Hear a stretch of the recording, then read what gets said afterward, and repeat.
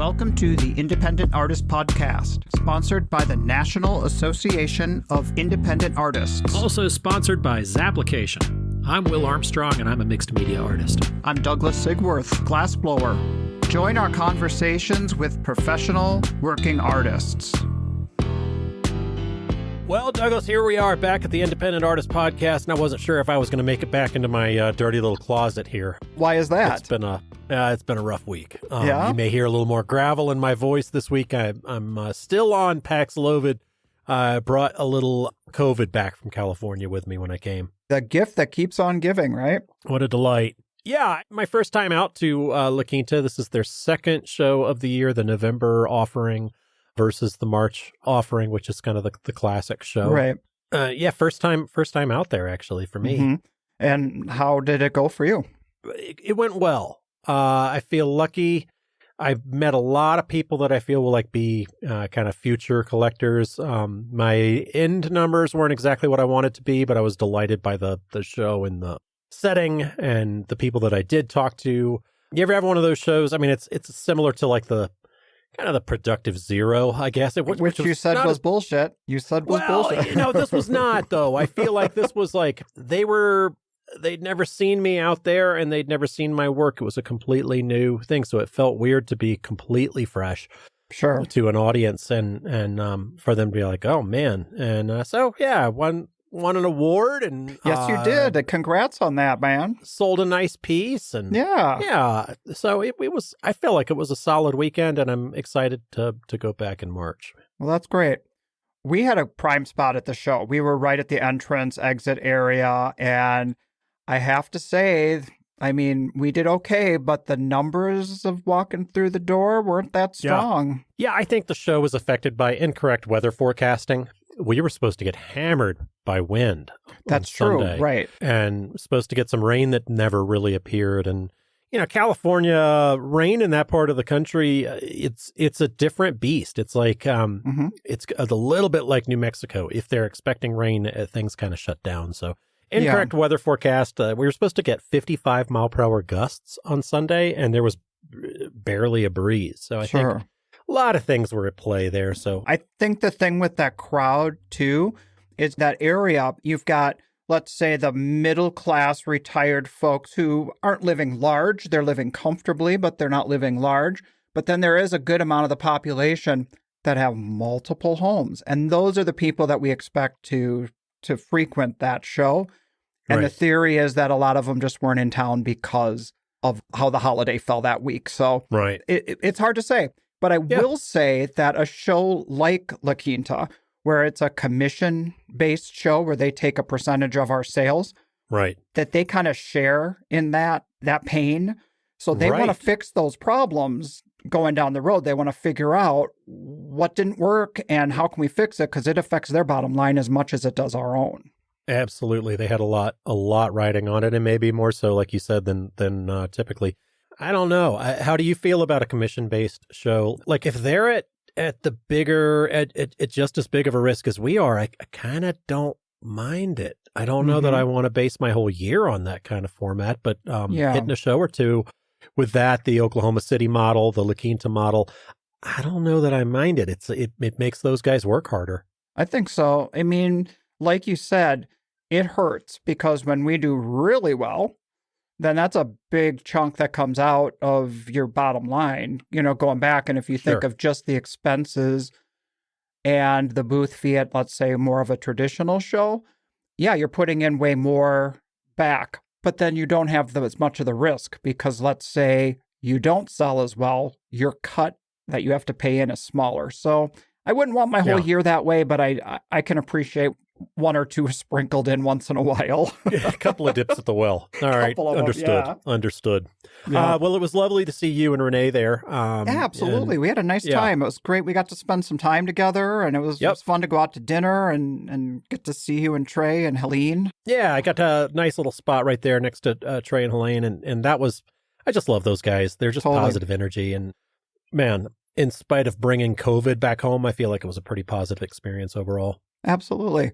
This was kind of funny, though. We went to meet you guys for dinner that night, And, we're running a little late. It's starting to rain. We're kind of rushing our way into the door. And the guy who's at the door, I think it's the valet, maybe it's the host, I'm not sure. He puts his hand up at my chest and says, stop. I'm like, what? I see they're sitting right there. I'm going to go, join our table. He goes, you need to let the lady go first. And I'm like, all right. So I was barreling ahead of Renee. I forgot my manners. Anyway, so You're a cad. we let her walk in first.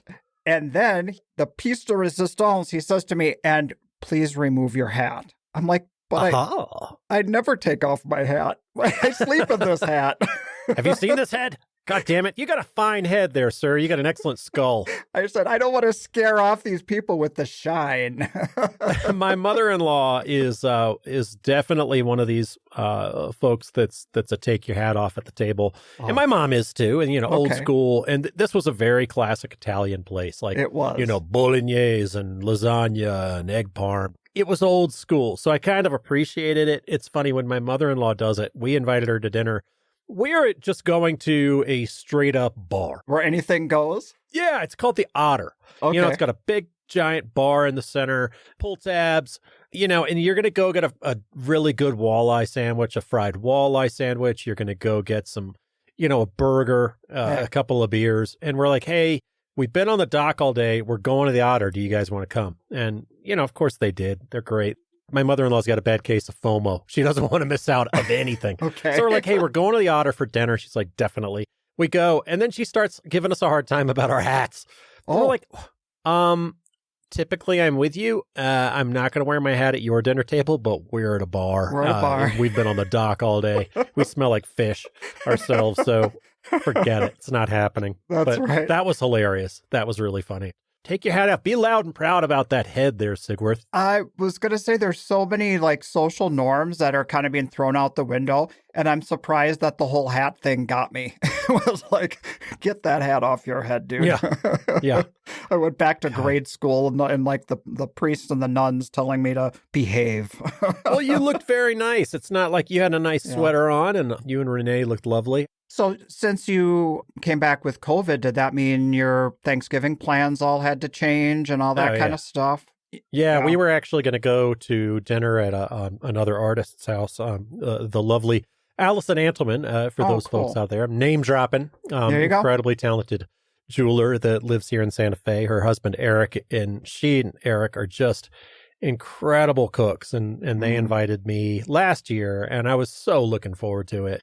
We were bummed, but my wife stepped up to the plate and just made this incredible meal. Luckily, I never lost taste. Okay. I've got so much work to do. I didn't want to risk long COVID or anything, so I got on the Paxlovid. So I feel like I never really lost my sense of smell. And while I'm still positive and kind of weak by the end of the day, I'm kind of mostly over it. But anyway, just made an incredible meal. So hats off to my lovely wife. Just the two of us. It was kind of sad. Yeah. I wish she'd gone back to her family and just left my sick ass at home with the dogs. But you home to recover and not infect anyone else? Yeah, I really, honestly, I don't mind being sick by myself. It sucks, but huge fucking baby, as you can imagine. As we know from your first bout of COVID, as long as you have your sweatpants, you're fine. Yeah, I had sweatpants. I had pajama pants. I had flannels. I was, in and out. I had my Stones hoodie. I was good.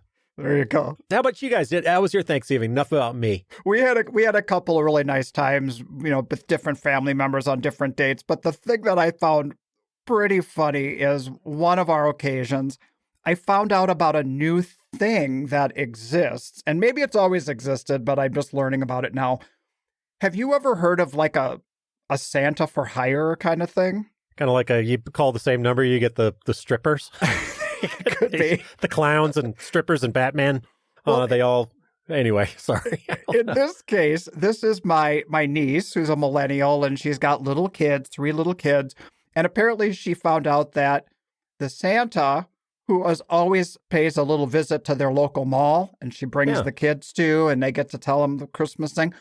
Well, they retired from the mall. Okay. So she went on social media. She went on the internet, and she found Santa. Found the guy, huh? Found him. Wow. Because okay. this is the only Santa that her children have ever known. Right. Apparently, Santa went out on his own and put out his own shingle, and you can now hire this guy to come to your house and do your own personalized visits.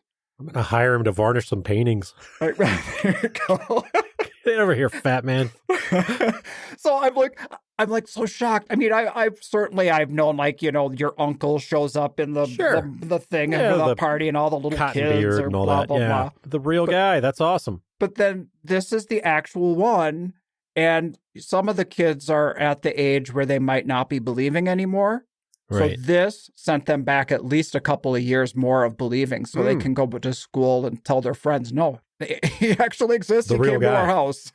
That's awesome. That's awesome. When I was in my 20s, I had one of my very good friends, his little boy is turning 5, and he was way into Batman, and he had hired a Batman, and he was like, hey, any chance you'd do the Joker? And I did I'm in my 20s and I'm like, I'm good to go. You know, I'm just like, yeah, absolutely. I'll do the Joker. So I did. I couldn't find a purple suit. So I got a white suit and spray painted it purple. So it was like really splotchy and gross. And I found these green, like extra large suede green loafers. And I just did the makeup and I went this is 90s, folks. So this is, I went Jack Nicholson as opposed to Heath Ledger. Gotcha. But I did it upright and, I'm all limbs anyway, and I'm in my 20s, so I'm probably like $180 and 6'3", so I'm just really skinny and weird looking anyway. And I show up at this party, I'm the Joker. Then the Batman comes, kicks my ass and takes me off, and the Batman comes back, blah, blah, blah. Okay. So I show up and, these are 5-year-olds, Douglas. Yeah. Like 5, and they believe in the Joker, they believe in this stuff. So they're like, real person. Well, we're having a Batman party. Of course the goddamn Joker showed up. So I'm running around terrorizing these. They were climbing right up their moms in the trees and screaming and crying. You scared them? Oh, I scared the shit. Well, if I know you like I know you, you played it up too. I'm sure. Oh, yeah. I did. I got way into it. And, are you a method actor, Will? Yeah, I guess so. Well, no, I wouldn't Joker all week. I showed up and boom, I'm in it, baby. But no, it was hilarious. And then the Batman shows up. He's wearing gray sweatpants. He's got a mustache. I'm like, I don't think I want to let this guy take me. No. But I made him chase me around and he was all huffing him. There's a great video of it. It was like, that's a slob Batman. Oh, but anyway, I love it. It's good stuff. So, yeah. Hey, I was going to ask you something. Sure. We keep this shared note on our phones that topics as they pop up over the couple weeks, and we're going to shows and things like that. And there's been one at the top of the list that we have not touched on, and I've been kind of waiting for you to bring it up. I don't know. Well, I deleted it for this week. Oh, Is it the note about social media by chance? Yeah. I hate social media. I don't even want to go ahead and ask you a question about it, though. Cool. I'm interested in what you were like, well, why? It's kind of a funny question where you're like, why is the social media of so many good shows so bad? Because social media sucks, man. Honestly. It's a hard nut to crack. And honestly, I mean, we all say, well, our phones listen to us, right? Our phones are listening to us. Well, apparently, you know how you get these ads or whatever for things that you might be interested in? Somehow it figures you out. Well, this week I'm being bombarded on my news feed with something called snore strips. So apparently now Facebook knows I snore. And all it is, these snore strips, is a big old piece of duct tape that you put over your lips. I'm not even kidding. They're marketing it as a real product or something. I'm laughing. It's because I use that shit. Does it work? Yeah, it works great. It's called hostage tape, and I use this stuff, and it's like I hit the pillow, and I'm a big old mouth breather, just huffing and puffing, and so I tape my gosh. And you don't epilate your face off when you take off in the morning and rip off some of that fur? No, it's fine. Oh. Yeah, it's fine. So it's not full on duct tape. I mean, you could use duct tape. That would do it, but it's strong enough. I don't know. Interesting. It makes me breathe through my nose. So, and then whatever. I did not even know that was a thing. So that's actually a real thing now. Here's Going back to that book about stolen focus that I mentioned last episode, they have a whole thing about that social media, and it's actually scarier than them listening to you. It's your ads are so targeted that they know you. Like, it's not really that they're listening, it's that you are so, I mean, they're, granted, if I'm following the Stones and I'm following this and I'm following, they're going to give me ads for the new tour, et cetera, or what have you. But I think it's down to, like, even if you pause, like if you pause your scrolling, like they're like, oh, we got him there, Yeah. There you go. Absolutely. Okay, so you are recovering from COVID, and I doubt it's going to be on the level of considering it sweeps week, as we like to joke about sweeps. Yeah. Usually when we talk sweeps, one of us is about to go down for a while. Oh, and God, yeah. It appears we've got another sweeps week happening soon. I'm not ready. I don't like it. Is my long estranged bad touch uncle going to show back up? Is that? No, the sweeps week is me. It's me again, everybody. So it's going to be a whole nother year of me talking about my foot. No, I won't talk about it, but I am going back for round 2. So, man, how you feeling? I technically feel fine. And I had been telling anyone who would listen all year about this other foot that I was going to wait until my body was completely broken down and I'd have to lop off my foot before I had the next surgery. But I've changed my mind. Okay. I feel like I want to be on the other side of it while I'm still young. I don't want to have to go through what I went through last year all over again at 58, at 62, or whatever age. I'd have to deal with it again. So I feel mentally ready for it. So we're going to go in for the surgery. And what that is having 4 screws that are going to go through my left ankle this time and reposition all the bones as to how they were originally formed when I was just a little tiny baby. God. So cut my head off and put it in a jar. You're a brave man. It's total reconstruction. It's not like you break something and you put it back to the way it was. This is like putting this foot into a whole new alignment. You like the doc that you saw before? Well, see, that's the other thing. I want to do it while he can fix it, because he fixed my right foot, which is about 80% there. I feel like I don't want to trust anybody else to do it because I know he knows what he's doing and he's getting close to retirement. So that plays into a big part of our decision. So with this foot, and if you don't mind, because I'm sure other people have questions, and sure, if that's all right, if I put you on the spot here, is you're getting your left foot worked on, correct? Yeah. Would you say that your right foot in its current state is stronger than your unfixed foot? No, it's not stronger. Okay. But what I've been learning through physical therapy and correct anatomy and positioning and all that, it is set up in the right place. And so I know that as I progress with the physical therapy and the strengthening and all that, that it is going to be, I'm imagining it to be what it will ultimately be. So I'm operating a bit on faith.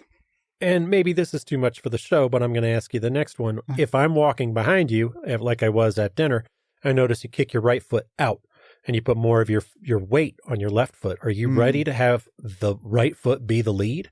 It's going to have to be. So, yeah, it's interesting that you say that. And to describe just what's going on with these feet, that how they were formed, is the bones that make up our arch. A normal person, it's a concave thing, and mine are formed convex. So the bones of my arches are actually like my heel that touches the ground. So the arch touches first? The arch touches as the third point of contact when you, like if you step heel, in the arch, sand. Ball of the foot.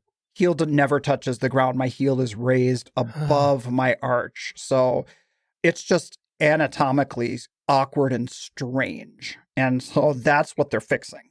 And that's why it's like, last year I went through this whole period of like, what's it going to be like when it's done and all that kind of stuff, because there was an element of the unknown. It's like, well, let's try this and see.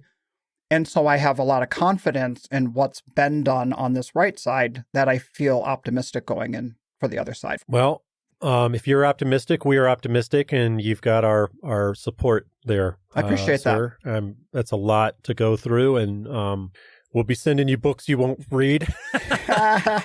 Well, the universe is supporting me. Okay. And one of the signs is after Thanksgiving, the other night, we watched the biopic Naiad. Are you familiar with that story? No, I'm not. So it's based on the life of Diana Naiad. And she is the swimmer who it was her goal to swim from Cuba to the Florida Keys. And she attempted it 8 or 9 times. She thought she had given it up in her 20s when she tried and failed. But then in her 60s, she got something inside of her that said, I've got to just do this. And she was driven, and she tried 7 more times in her 60s until she finally succeeded. And so I watched that. And when she's training, they have this saying on the wall that she used as her mantra. And it's going to be now my mantra because I loved it so much. And the mantra was that a diamond is a lump of coal that merely stuck it out. And I'm ready to stick it out. And I am so ready to get on the other side of this whole deal. You're a diamond, baby. You got this. I'm a diamond. Yep. All right. All right. Well, good luck, sir. And we'll be hearing more about this as it progresses. I'm sorry that this is happening, but like you said, we're going to follow your optimistic lead on it and know that the best is on the way. Yeah.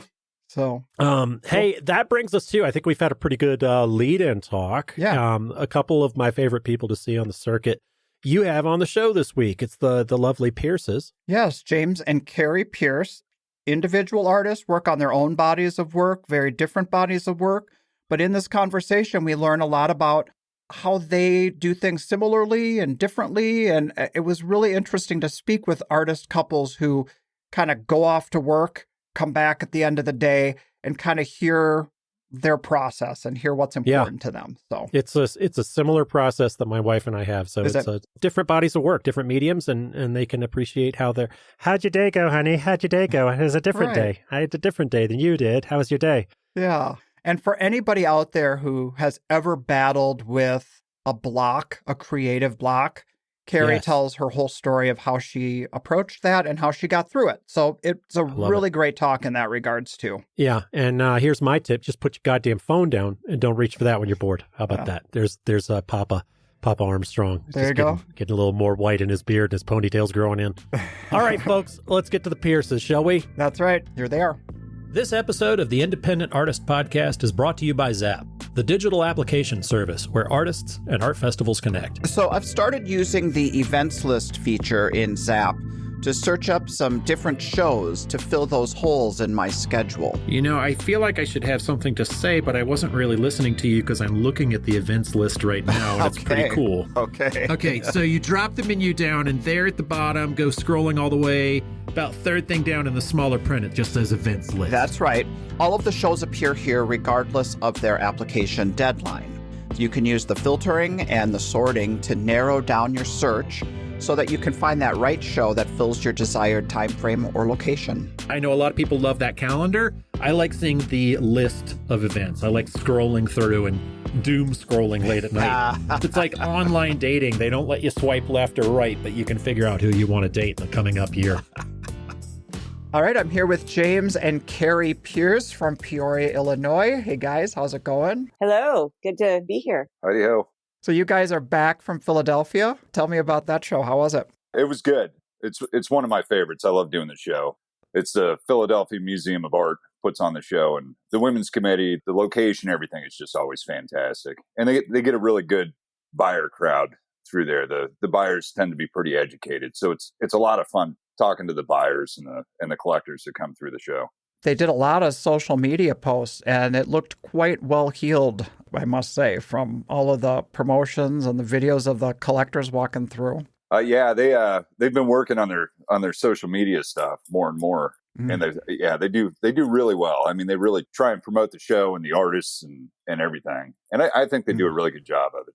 We have yet to get into that show. I've been trying for 20-some years. Waitlisted, but never cracked that one. Really? That's a tough one for us. Right. And I was thinking about it. I'm like, I wonder if Sigwarts have ever done this show. But that explains that. You know what I think about that one is I just feel like some of the glass artists that are there aren't outdoor artists, don't do the circuit. And I just think the competition is just that much tougher in the glass category for that particular show. Is it in the convention center? It is, yeah, right across from Reading Market, which is really nice. So I used to do the buyer's market of American Craft there. I do love that neighborhood. That whole scene is awesome. Yeah, you go to Philly and you just carve out and with all the pastries and bread and everything else at Reading Market, and then you do the show, and yeah, it's just fantastic. And is it craft or is it all fine art? It's all craft. Okay. Yeah. So Carrie was able to do it this year. It was her first year in with her mixed media, which was really kind of awesome that we both got to do the show together. So it was kind of fun. So we got to set up across from each other and do the show. Normally she goes and hangs out. She's the +1, as Will would say. Yeah, exactly. She was up till this year. That's it. Yeah. Yeah. Well, so Carrie, how was it fun? How was it for you? Yeah. So my first time showing, it was super fun. I had good sales. Yeah. I wasn't disappointed. It was good. Cool. Well, I think the first question I want to ask the two of you, since I got you both here, everybody always wants to know, artist couples, how did you meet? Who's going to tell the story? I'll tell it. We met in Savannah, Georgia. Okay. In 98, August 14th, 1998 to be exact. Oh, okay. I had gotten out of the military in Hinesville and was teaching diesel, traveling quite a bit, and ended up moving to Savannah down in City Market. Carrie's studio was across the street, and she was helping our friends at the coffee shop clean up. Oh. So I'd just gone in for coffee and met Carrie, and we've been together pretty much every day since then. Wow. Love at first sight, right? Yeah, pretty much. Yeah, I don't know. It's just, yeah, we just clicked and it worked. So Carrie, you had your studio there. So I know your medium is different now. You're doing mixed media, but what were you doing back then when you guys met? I was doing pretty little watercolors of flowers and fountains and statues and gardens of Savannah and selling them to tourists, pretty much. Okay. Well, that's quite a far cry different than what you're doing now. I know, right? An evolution. Yeah. And James, was art on your radar at that point? Because you said you were just out of the military? Yeah, actually it was. In Savannah, a lot of the people walking through City Market, that sort of thing, they're doing it at night, so they go to dinner, have a couple drinks, and walk through artist studios and stuff. Carrie was always open during, dinner hours, that sort of thing. So to hang out, I would hang out with her in her studio. And I actually painted quite a bit too. We'd go down to Dick Blick or whatever the art store was. I don't remember what it was. And I'd buy canvas and paints, and I'd sit there and paint too. Okay. City Market is kind of a gathering spot for locals. You always went down the coffee shop and hung out. William Quantum-Poe was there every day. Yeah, oh, wow. We shared together. Me and William shared studios together. Really? Yeah. And that was how long ago? 25 years ago. Oh my gosh. That's crazy. Yeah. Small world, isn't it? Yeah, well, you're in Peoria now, but was that where you were? Are you from Georgia, Carrie? No, I'm from Peoria. You're from Peoria. So what took you down there? School. Okay. I moved there when I was 18. I understand. And went to school. I stayed there for 12 years. Oh, great. So then we moved back here in 99. Okay. And was Peoria home for you too, James, or did it become your home? It's become my home. I'm originally from southern Arizona, a little town called Sierra Vista. Mm-hmm. But growing up, I traveled all over. I've lived in England, Germany. I've lived in Korea twice, all over the U.S., kind of everywhere. So. And why did you move so much? Military, part of it. And then my father was civil service, worked for the government. So we lived in England and in Germany during high school. I lived both those places. Graduated from Heidelberg High School and then joined the military after that. I wasn't the college type. Didn't know what I wanted to do with my life, that sort of thing. Yeah. So, okay. Yeah. But were you a creative type? I mean, all of this talk of like military and machinery and teaching, it doesn't seem like the obvious path for an artist, but is that something that you've always kind of had even in your childhood? Oh, yeah. No, I always grew up around, I was always around art, always taking art classes, whether it's wood shop or regular art classes in school. Growing up, we had a shop in the house. Oh. I don't know if you know what toll painting is. No, what is it? So toll painting is one of these things that happened in the 70s, and you would take a plaque, a wood plaque, and they had carving knives, and you would carve out like, sayings like "Welcome to my kitchen," and carve out a chicken and whatever else, and some vegetables. And is this bringing an image? Do you kind of remember? It sounds a little kitschy. No, totally kitschy. It's flat. You're just carving the outline, but you would go in and paint the chicken and the vegetables and the welcome and whatever else. But anyway, I grew up around woodworking. My great grandfather was a furniture maker. My grandfather was a woodworker. This is all on my mother's side. And then my mother kind of brought my dad into that whole thing.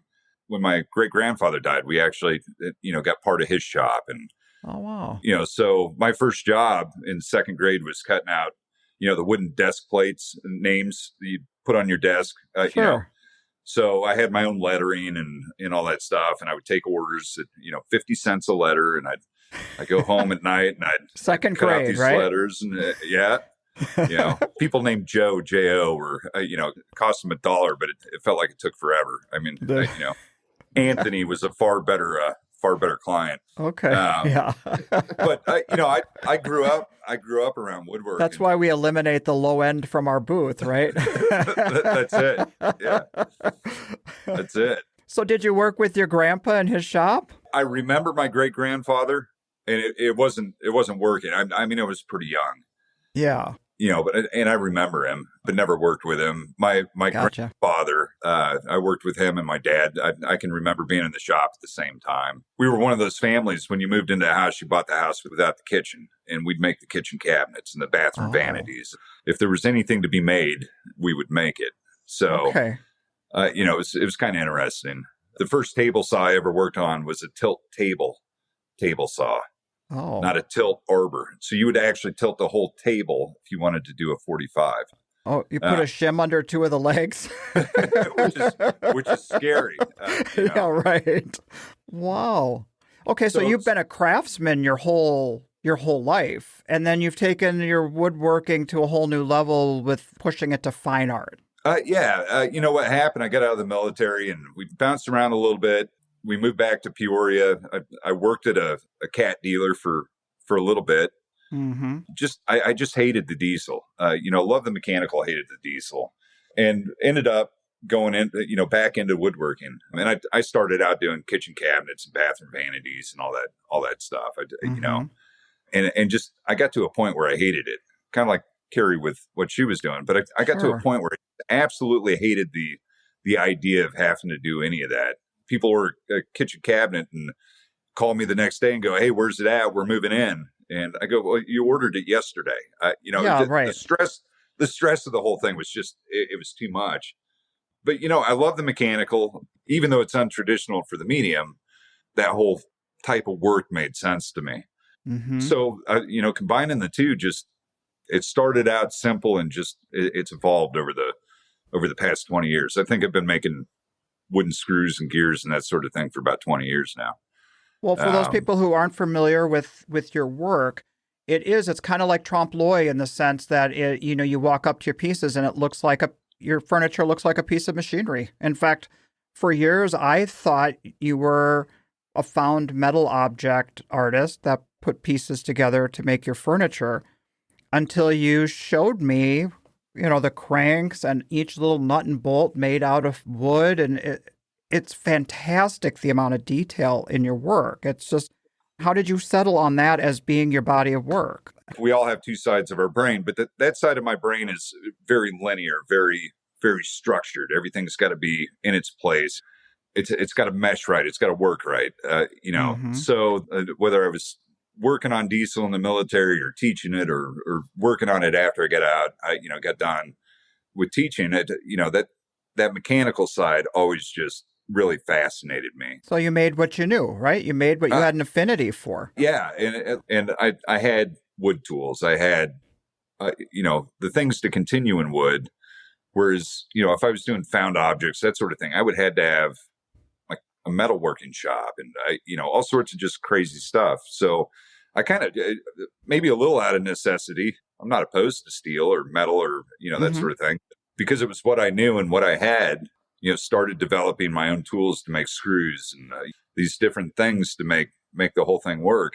What I found was, the mechanical aspect of it the mechanisms, that sort of thing, satisfy one side of my brain, and then I get to wrap it in something aesthetically pleasing, and that satisfies the other side of my brain. Yeah. Both sides of my brain are satisfied, I guess. And they argue a lot. I mean, oh, they do? Oh, yeah. Yeah. You have like the angel and the devil on your shoulder having a conversation? A little bit. I really want to loosen up, and every artist is different, but I want to loosen up. I want to do things that are more sculpture. And that side of my brain goes, no, you can't do that. It's got to look like this, and it's got to function. It's got to have a function. So I'm constantly fighting that idea that, my furniture has to be super functional. I mean, why can't it be a little bit more sculptural? I've seen, pictures of chairs, and you wouldn't want to sit on them. Right. So I'm constantly fighting that idea that it's got to be functional, and it's got to be this. Yeah. Aesthetically, if I could win that argument, things would be a little bit different. For a long time, the mechanisms are what kept me going. And then once the mechanisms became more predictable, the details are, kind of took over. And those details, I think, are what really kind of make my work what it is. Well, now, Carrie, when I think about details, I think about your work, because your work has so much detail with different elements, creating your mixed media pieces. But that's fairly new for you. Can you talk a bit about that transition of moving from your old body of work to your current body of work? Well, that's a good question.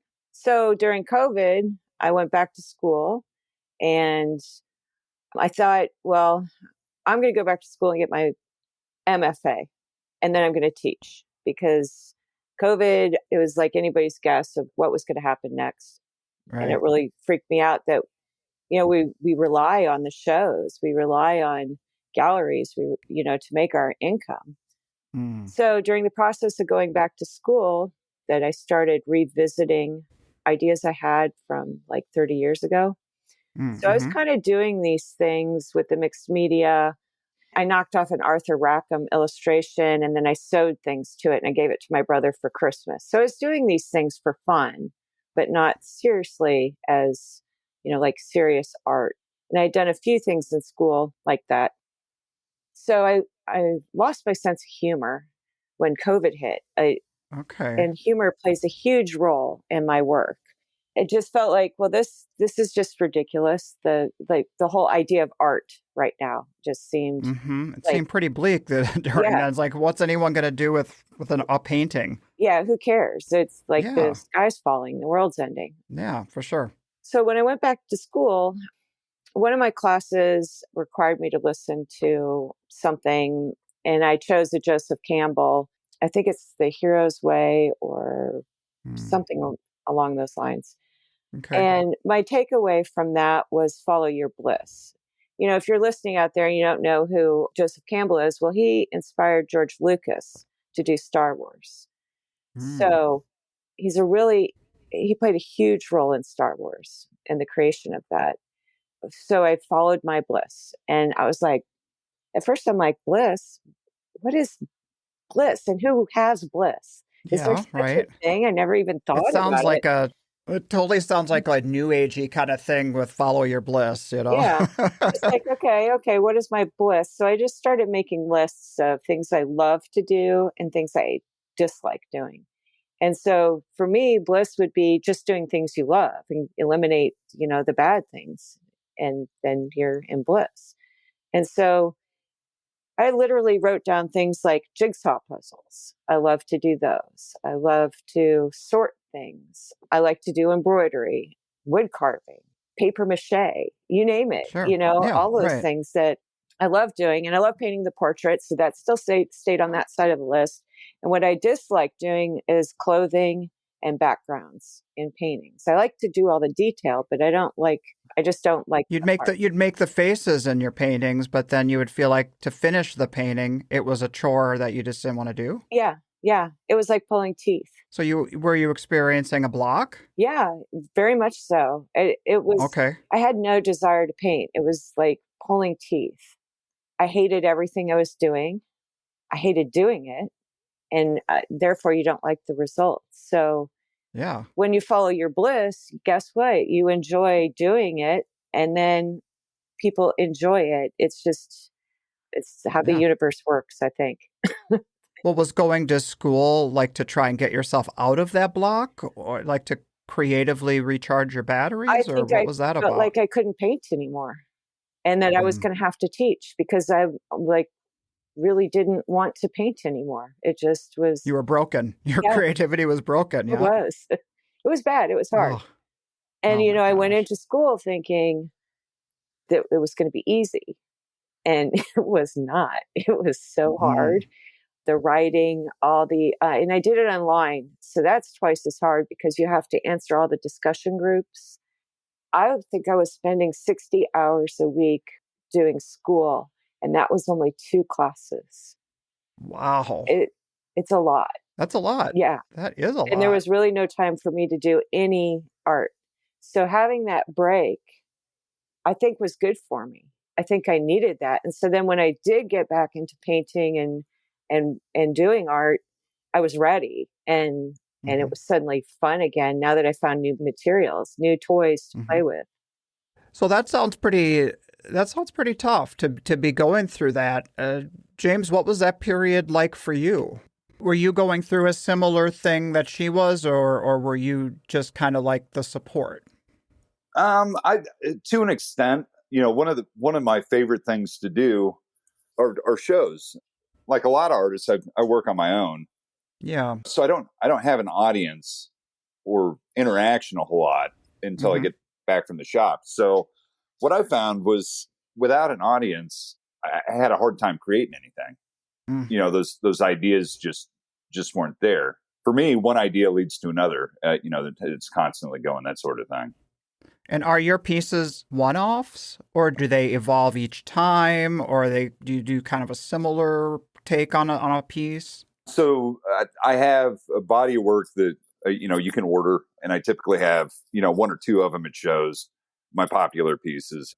So about 70% of it's one-offs typically, and Hmm. then about 30% is pieces that are part of a series or a production of pieces. So it kind of depends on what it is. Yeah. But there's a combination of both of them. I like the one-offs. I think those are a lot more fun.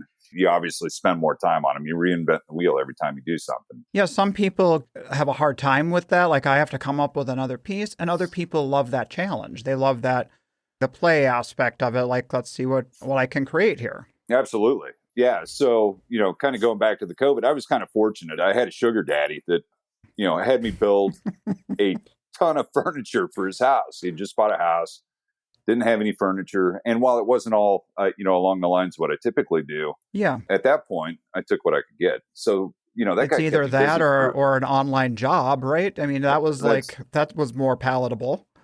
absolutely, Mhm. so he kept me busy for a good 12, 16 months, That's um, amazing. building furniture and stuff locally. So that was a godsend, really, because our Hmm. existence has kind of gone to gallery and shows. I mean, that's how we make our living, Yeah. 100%. So that was super, super nice. Right. But yeah, during COVID, we talked a lot about process, about pieces, about her going through school and coming up with different ideas and, Hmm. exploring this, that, the other thing, which is nice. Both of us being artists, we understand there's an understanding between us about, hey, I got to go to work or I got to explore this idea. Or, the other one gets it. And also that idea of feeling like you're not finding joy from what you're doing. Let's say a regular 9 to 5 kind of job. They're like, yeah, well, nobody gets joy out of their job. So just suck it up and go to work, right? I mean, at least as artists, we understand how enjoying what we do is an important part of the process to be creative. I know quite a few artists where their spouse isn't an artist. Mm. Talking to some of them, it can be rough sometimes with trying to get them to understand. No, I don't want to do this on Saturday. I need to do this. So I Mm. definitely feel for artists that don't have that type of relationship, that understanding between both of them. Yeah. I feel super fortunate that Carrie and I both share the same understanding. Yeah. So Well, Carrie, as you started to, discover things that brought you joy, that brought you your bliss and stuff, you started experimenting with incorporating found objects into your work. Can you talk about that process and and what finding these little gems and how that impacted the direction of your work. My paintings always sort of had these things in them. I was just painting them. They weren't. Oh, I see. So I would okay. collect these things and use them, as reference material for my paintings. And then I thought, well, why not just put them in there? Sure. So I love every part of the process. I love going on the hunt, hunting and gathering, going to the antique stores and the flea markets and looking for things. Yeah. I love to get a thing of jewelry and chop it up into little pieces and sort it all out by color. It's all part of the process. And like finding these things, it's part of culture and it's part of our beings. As we've grown up with it. It triggers memories. Like symbols, you're saying, like these objects that you're finding have special meaning for you, but then for universal. Yeah, and I also feel like they need to be saved in many ways. So I just finished a piece with a coyote face. It literally, I've had this coyote face and it said on the tag, coyote face, $10. And I was like, well, someone needs to do something with this. It sounds disgusting. It's actually a coyote face. Really cool. It's a coyote face. But I feel like that coyote didn't die for no reason. So let me put it in a piece of fine art. Okay. And I feel like these objects are like, they kind of yell at me. I don't know what I'm looking for. You can't just go and find what you want to find. Mm-hmm. You have to go with an open mind and just see what jumps out at you. And so I always feel like these things need saving, like saving them from the dump. They hold energy too. I mean, not everybody believes in that kind of esoteric thinking, but even if you come down to the core part of symbols, if you pick something for your pieces that speak to you, that have meaning to you, our collectors also will find meaning. I mean, they'll assign their own meaning, but it's going to be meaning all the same. So what types of things started to resonate with you? I really like Victorian items. I like antique things that were well made or more interesting than, like, to me, the old dolls are so much better than the new dolls. What about them do you like? I don't know. Maybe if they're made out of porcelain, that they're like more handmade than mass produced. Okay.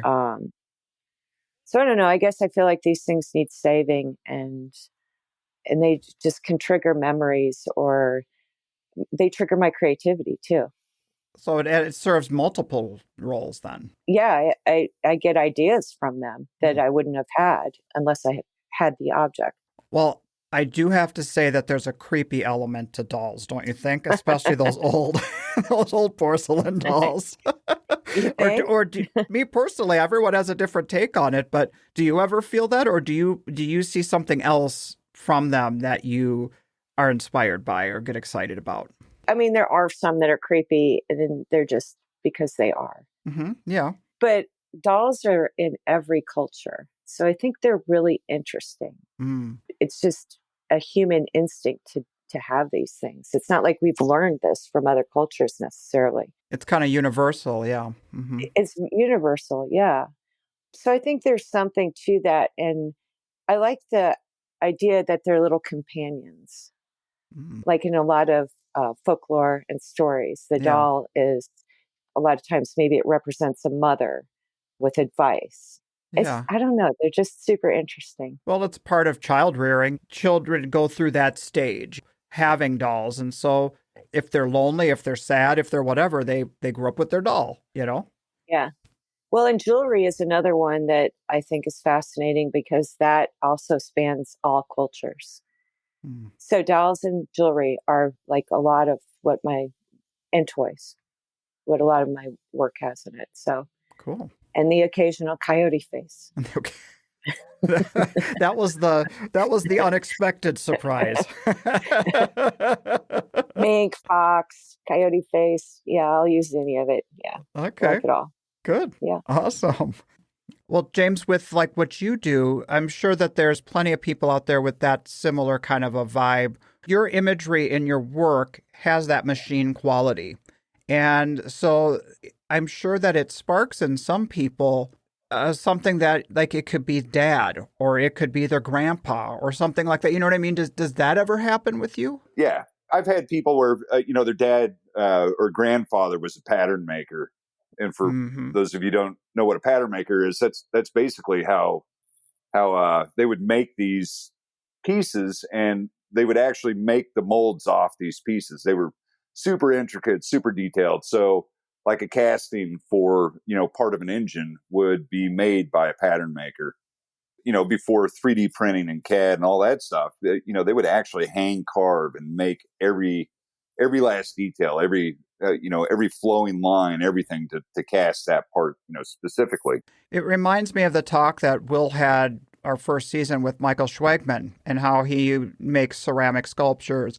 And he would have people come in his booth and see the tools he's creating out of clay and be like, it brought back memories of their dad or something, And I think that's really cool to create imagery like that. You're making what connects to you.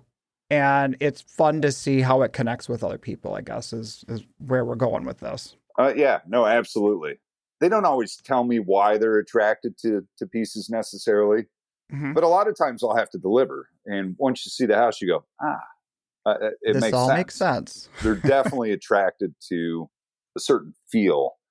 And then I'll get other collectors that they're just totally random. And I delivered several pieces to a new collector on the way back from Philly, and the connection was wood. She liked the wood, and she liked that it was made out of wood. I don't know. It's just it can be interesting. But it was just so different maybe than anything else that she had collected, so it was like a surprise to her, that it's like when you don't have that one thing in your collection, that's so unique, and you're like, I gotta have it. I'm a wood collector, and what you do is so different. James, I've never seen anybody do what you do. Period. Right. Full stop. Yeah, and she had some fantastic wood pieces. So, it's really kind of cool to be added to a collection like that. Well, kind of speaking of like how you said you go into people's homes and it makes sense to you where your work is going to live. I think that same way about your booth. You have created your panels in your booth that look like your furniture belongs in that space. You know what I'm saying? Yeah. I'm constantly, and I reworked it again before Philly. Did you? I think the booth is hugely important, especially when you're selling, $6,000, $7,000, $8,000, $10,000 pieces out of your booth. Pipe and drape just doesn't work for me. Right. So I want a feeling when somebody walks into the booth or sees my work that maybe trigger an idea of maybe where this will go, or just give them a feeling that they're comfortable being where they're at and seeing what they're looking at. Well, it's kind of like what you said earlier about how things have to make sense to you. And that is an element of having your work make sense. It fits in an environment. Your walls they almost look like they're metal walls with rivets, but they're wood. You know what I mean? So it is, again, that kind of that play on not what you expect it to be. How did you come up with that idea? It was just trying to make it cohesive. Sure. Okay. I didn't want flat walls because flat walls don't make sense. And it has changed a little bit. I've reworked the booth to where I don't have the rivets got to be just a total pain in the ass where, they would just fall out. And I'd leave a show and there'd be 20 or 30 rivets on the ground. I had to clean them up. It's your gift to Fort Worth, right? Right. Something. So I had to rework it a little bit, but like I said, I wanted it to make sense. I wanted to give that sense of belonging with the rest of it. And I do, I get a lot of people in that, and this is wood too, and they'll tap on the walls. I'm like, did you make those? Yeah, I made those. My little cart, I've got a little cart I hide all my junk in, and it's all riveted up. And I've had people try and buy my cart, which I think is interesting. Kind of like a checkout counter or something. Is that what you're talking about? My cart? Yeah, a little bit. It's where I hide all my business cards and, all my tools and all that stuff. And because of what it is and the size, sometimes it ends up being a pedestal within the booth as well. So I'll put a stool on top of it or whatever else. But yeah, it's just kind of funny. No, I take a lot of pride in my booth. I hope everybody that sees the work in the booth goes, oh, that looks really good. I love it. Well, okay. So you had said earlier that you're really grateful for the fact that you have a partner who understands you because you both have you come from the same place being artists, right? So how do you guys, I'd like to hear from both of you on this. How do you navigate this career, this, planning on shows, creating work? What are the ins and outs of kind of navigating that, being two artists? We don't have a plan. Nope. No, You're winging it? We're willy-nilly. My theory is as long as we can pay the bills and buy beer, I'm happy. We kind of divide things up. Obviously, our work is important. We got to have our booths full and, have the body work. And we kind of work on that individually. But we'll sit down together and talk about shows and which ones we want to do and where we want to go and, apply to those, that sort of thing. And then the other part of it is actually loading and getting ready for the show. I'm responsible for all the tents and the booths and the weights and all that stuff. Okay. So if you ever see me at a show and I'm missing a part, it's my fault. Carrie had nothing to do with that. You're responsible for all that stuff.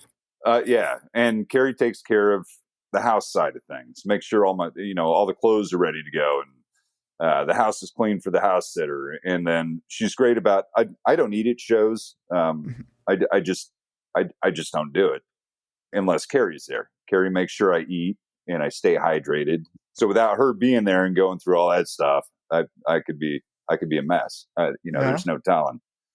So it kind of depends on, what part of it, but we're always talking about it. I'm sure the two of you always talk about, what shows are we going to do? Where are we going to go? Yes, but it's a little different in the sense that if we don't get in as a partnership.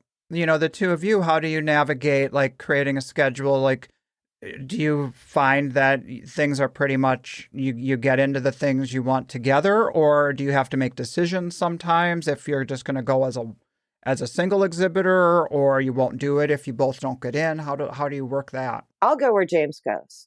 I'm not going to go unless James is going. Mm-hmm. That's me. Like, I don't drive. I'm not, I'll just go. If I get in where James gets in, then I'm there. I see. But I'm not going to go off on your own to do your own show somewhere. No. James tells me when I have to apply. So do you guys each handle your own kind of business side on your own? Like you decide, and you talk about it, but do you like keep track of your own applications and all that kind of stuff? Yeah, we keep track of our own stuff. As far as all that goes, pay our booth fees and whatnot. We just have each other to remind ourselves that we need to do it. Right. Yeah, I mean, there's some artists I know out there who they might like lean on one or the other to be like the business side for both of their businesses or whatever. But you guys operate, it sounds like, pretty independently on everything related to what you do for your art business. Yeah, for the most part. So you both have your studios at home, or do you have to travel to your studio? I'm at home. No? James is at a shop. We have found that oil paintings and sawdust don't mix real well. Oh, I couldn't see that. Yeah, right. And I would assume, too, the sound, right? Would there be an issue for your process, Carrie, if you heard sawing all day long? Yeah, absolutely. Yeah. Can't stand it. Yeah. It's loud. The planer and the sander. No. So you guys get up, you go to work, you go do your thing, and then you're like, I'll see you tonight for dinner? Yeah. Is that kind of what you're... 4:00, we meet back up. He comes home. We're very scheduled. It's funny. I mean, we have like the animals eat at 4:00. We have our martini at 5:00. Okay. We make dinner at 6:00. We go to bed at 8:30. 8:30. You sound like glass blowers. Right? Yeah, we're super regimented. Cool. Day in and day out. The only thing that messes this up is shows. Staying up late at shows. Yeah, interrupt them. Yeah. But that's fun. I enjoy that part too. Yeah, the shows that stay open till 10 at night kill me. Oh my God. Yeah. Like, really? Like my bedtime watch reminder goes off halfway through a show. Like, are you sure? Are you sure you want to still be awake? Yeah, I guess I'm still awake. But it's true. We kind of get into our mentality of like, okay, this is what life is like when we're at a show. And then like, this is what life is like when we're at home making the work. It's a whole different routine. It's like two different jobs for sure. That's what I was going to say. Yeah. And I like both jobs. Right. Yeah. It's like if you do one for too long, you're like, I really miss the other. I need to get back out on the road and do the shows for so many reasons. Yeah. Yeah. And it goes the other way too. After Philly, I was like, I can't wait to get back and make something, because just almost 2 weeks of not making because you're preparing and, just getting everything together and whatnot. And then you're gone for a week for the show. It's like, that's too long for me to go without making stuff. And you just feel like a salesperson or something, It's Yeah. like, or all those ideas that come up. I mean, do you guys get ideas from when collectors get excited about what they're seeing? Sometimes. I don't get many ideas while I'm on the road. I think because my brain is shift. I only get ideas when I'm working, painting or actually working on, whatever part of the process. I can't sit and think something through. I can't go, I'm going to sit down and think of a great idea. Like, it doesn't happen. It comes through the immersive process of working on your pieces like that. Yeah. That the floodgates open. Mm-hmm. Yep. And that's now your process. Go ahead, James. I was going to say it's the same for me as well. If I'm not working on pieces, the creative process kind of stops. So for me as well as Carrie, it happens while we're working. I may have some ideas, but until I'm actually in the process of creating the piece, it's not fully realized. So I would think that your process, James, is there's not really a sense of like fluidity or change through the process. Like you can create something, but you kind of have to follow the course that you started out on. Maybe the next piece you could evolve into something different. Where Carrie, is your process a little more fluid, where you can evolve through it? Yeah. Yeah, talk on your guys' process that way. Most of my work is additive. It's not, there are some subtractive parts to it, but I'm starting out with flat boards. But once I make a decision on whether, it's a size or a shape or whether I'm turning it or, whatever I'm doing to it, once I make that decision, I follow through with that, I'm kind of stuck. If I don't like it, I either evolve with it and turn it into something I do like, or it goes into a pile and maybe later I'll revisit it because I've had a different idea or to get turned into something different. I have to have a pretty good idea of like size and, what the mechanism's going to do, that sort of thing. Yeah. And I don't know if the mechanisms are necessarily going to work until I'm done. I'm finished with the piece. So I have to have a pretty good idea as to what I'm doing with some of that. So if those ideas kind of fall apart while I'm working on a piece, I have to put that to the side, whether it's in parts or whatever else, and move on to something else. It's not real easy to change anything after I get to a certain point. So tell me something you said there. You said you start with flat panels. So are you manipulating flat wood into three-dimensional shapes to get your forms? Yeah, exactly. You could buy everything to make any of my pieces at the lumberyard. Anybody could go to the lumberyard and buy my entire table. You just got to figure out how to put it together. So I go and I buy typically in wood speak 4/4 or 8/4 wood, which is 1 inch or 2 inch thick wood, whether it's ash, walnut, whatever I'm working with, and take each one of those boards and cut it, turn it, shape it, carve it, whatever to create each one of the pieces. It's almost like you're fabricating or creating components that are being built and assembled. So if you don't end up using let's say something isn't going the way you want it, but you've created, let's say, a part of a machine that could maybe be utilized in a future design. Yeah, absolutely. Yeah. Okay. Yeah. Sometimes there's, things just don't, you go, well, that was too small or that's too big for this piece. The scale's off or, whatever else, but you spent all the time creating it. Doesn't mean I can't use it somewhere else. Maybe another piece will come along and I go, well, that would be perfect for that. So I've got a little bit of a boneyard where I can go back in and maybe I'll use this fitting here on this piece over here. Or so while the pieces don't always work out within the piece I'm working on, it doesn't necessarily mean that they're junk or I can't use them later on. I can always, kind kind of look at a different piece and go, all right, well, this could work for that. But I have to have a pretty good idea of what I'm doing, where I'm going it isn't within the so whole thing. random. Yeah.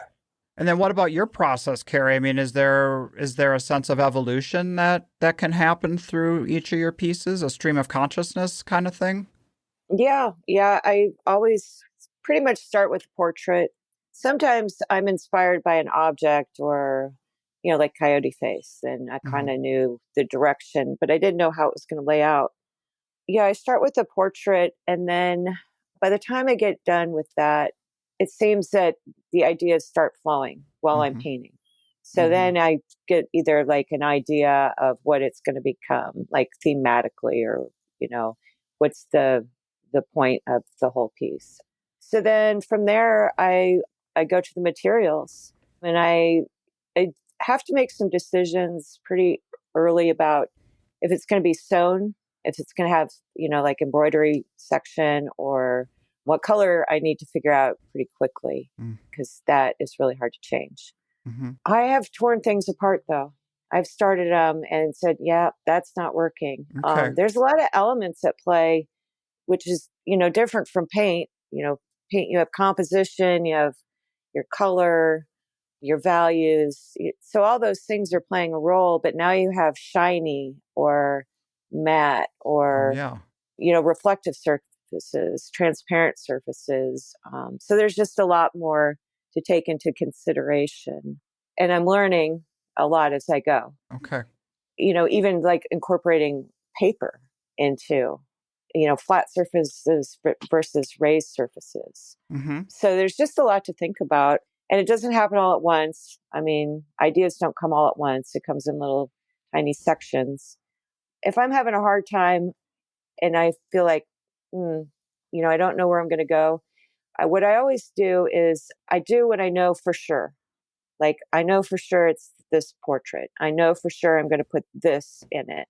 And then those materials will talk to each other or me, and then I can figure out the rest, because I can't have it all figured out from the get-go. Okay, so you need to build discovery into the process. Yeah, it needs to evolve. How about, is that anything for you, James? Do you kind of have to go in with a kind of a set plan and stick to that, or is there evolution that can happen in your pieces? There can be a little bit of evolution. Sometimes I'll get done building a piece and go, well, it's missing something here, or it needs this over here. I'll get to that point where my ideas have stopped, finish the piece, and go, all right, I got to go back into it and rework it a little bit. And those are mostly like little detail stuff, just like adding a gauge, or, an electrical cord and a plug, or, something like that kind of finishes the piece off. The fine details, as opposed to like the main kind of composition of it. Right. Yeah. The main like we said, we were talking about that. The main composition is kind of stuck. Once I start, it's stuck that way. So if I don't like it, I just got to start over.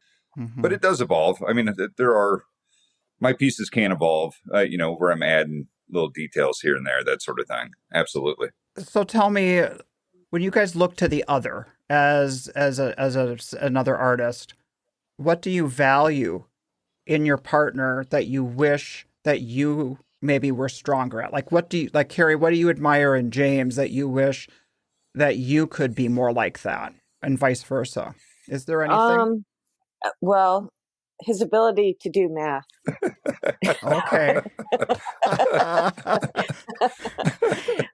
No, James is great he's very headstrong, and he's very much, I'm a little bit more willy-nilly. I'm like, well, change this. I don't like that. I'll repaint a portrait 3 times. Whereas he's, because of his materials, he is more direct. Okay. And like to the point with his work. Very, once he gets an idea, it's like, he plans it out. He's more planned. He's very much planned out. Okay. But you like that he kind of has that black, it's not black and white. That's not the right word, but it's more definitive. It's more like, here's where I'm going with it. And so even though that is part of your process to be open-ended and stream of consciousness, you kind of wish maybe it was a little bit more of a straight line for yourself? Absolutely. Yeah. Okay. Yeah. How about you, James? Saved me a lot of time. Would it? Yeah. Is there anything that from Carrie that you admire that you wish you could implement for yourself? See, it's kind of funny she said that, because I kind of go, man, I wish I could be a little bit more willy-nilly. A little looser? I didn't have to be, so focused, that sort of thing. I love Carrie's sense of humor, and how she brings that to her work, that sort of thing. And I can get away with a little bit of humor in my work. Kind of depends on what it is. I love that about her. If you start talking to her about her inspiration for different things and her stories, and some of those things that she comes up with are just, I go, I don't know where you came up with that, but that's just funny. Yeah. So her ability to kind of change on the fly and bring the humor that she does to it, I wish I could do that a little bit more. But like I've said previously, that side of my brain does not.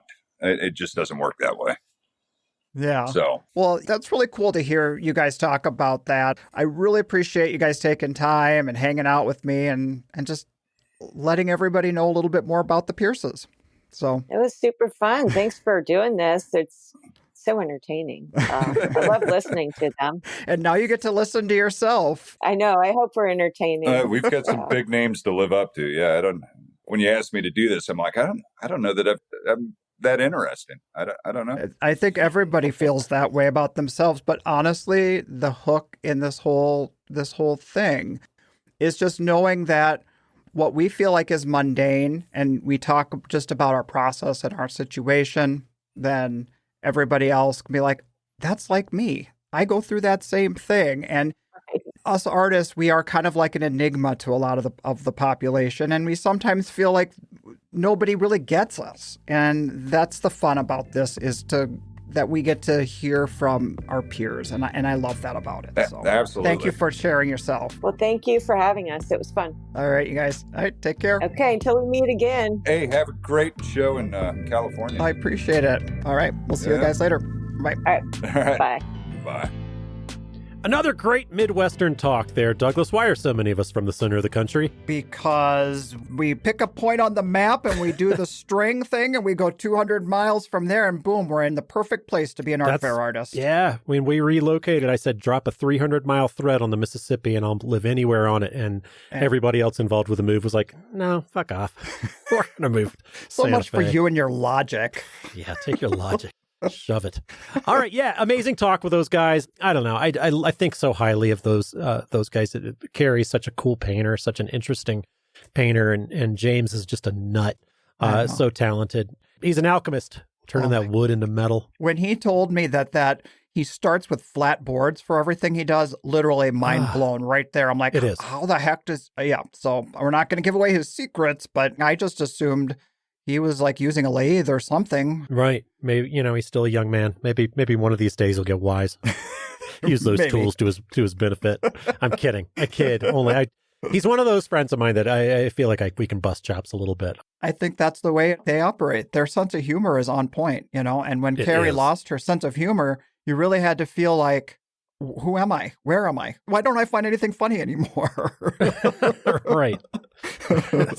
Like me, I don't like anybody anymore. Yeah, I don't like people, Douglas. You're just a curmudgeon. I'm embracing it. It feels good. It feels good. Get down it. No, I do love our fellow artists, and I have to apologize to one.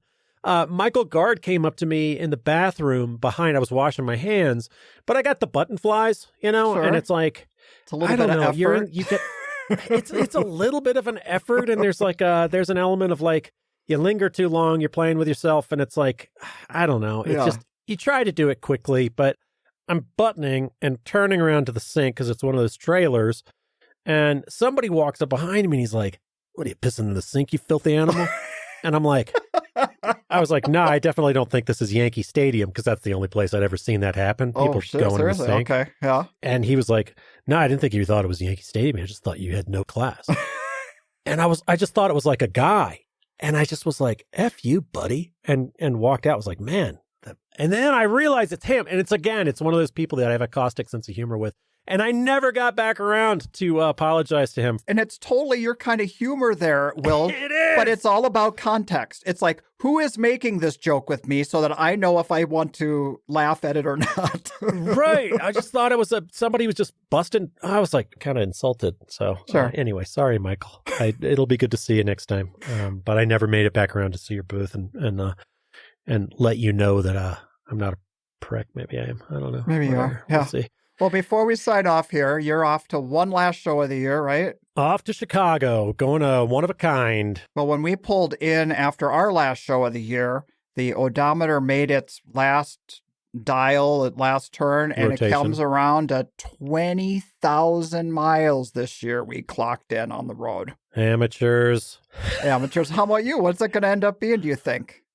I make it up at the end of the year. I don't even know. Okay, yeah. It's I don't keep a logbook. I look at my last year's thing and I'm like, I did this, and then it just kind of makes sense. But yeah, but swapping out your vehicles too, it's not like it's as easy. Like, we know the start and the end because we just looked at from beginning to end. Right. But if you're renting and you've got all these different trips, I'm sure. I'm not clocking the mileage like you guys are. I'm writing off the rentals and with my truck I am, because I split truck and rental this year. It was exorbitantly expensive and not worth it. So your theory of, is this a good idea? Maybe the data has proven otherwise. Yeah, I don't know. To be honest, I haven't crunched the numbers. We'll see how it goes. Yeah, but it's been pretty expensive. Yeah. All right, well then, safe drive to Chicago, and hope you're feeling better. Hope this Paxlovid wipes out that COVID and you are back to your old self again. Thank you, sir. Yeah, I've got my last dosage tonight. I can get this metal tinny taste out of my mouth and move on to better things. So cool. Cheers to you. We'll see you in a couple weeks. I'll have a full report on the Chicago show and my travels. And when's your surgery? It's the end of December. So I've got some time. Sounds good. Get back to your glory hole and... You can't even say glory hole without laughing, can you? No one can. All right, buddy. Talk to you soon. Bye. This podcast is brought to you by the National Association of Independent Artists. The website is naiaartists.org. Also sponsored by Zapplication. That's zapplication.org. And while you're at it, find us on social media and engage in these conversations. Be sure to subscribe to this podcast to be notified when we release new episodes. Oh, and if you like the show, we'd love it if you would give us your 5-star rating and offer up your most creative review on your podcast streaming service. See you next time.